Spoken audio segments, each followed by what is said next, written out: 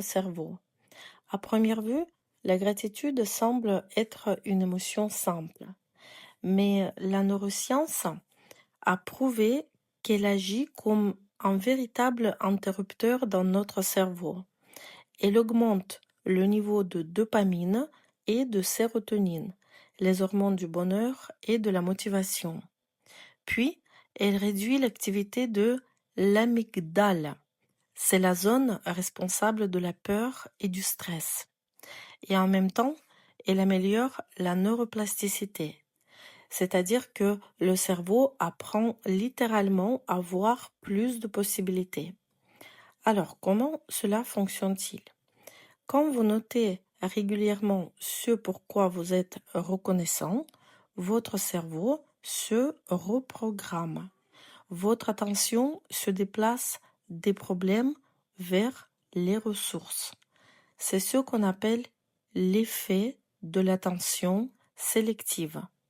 Vous commencez à remarquer ce que vous ignoriez avant, de nouvelles idées, des rencontres, des opportunités, des moyens de gagner de l'argent et bien plus encore. La gratitude, c'est une énergie pure, sans excès, et c'est aussi l'un des algorithmes les plus simples de la neurographie.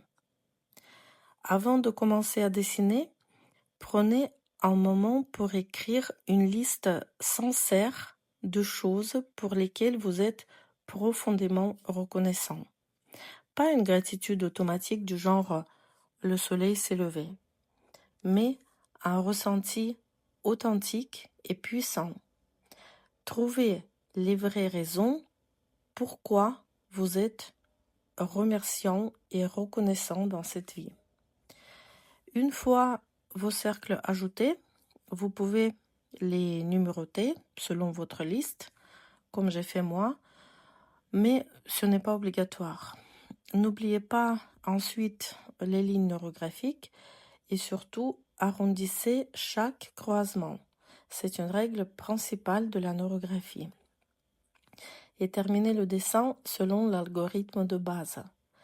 On introduit les couleurs, ensuite, d'ailleurs les couleurs, oui je précise, choisissez les couleurs intuitivement, ensuite passez les puissantes lignes de l'univers et finissez par une figure de fixation. Tous les cours nécessaires pour comprendre les bases de la neurographie sont disponibles dans un playlist qui s'appelle Neurographie sur ma chaîne YouTube.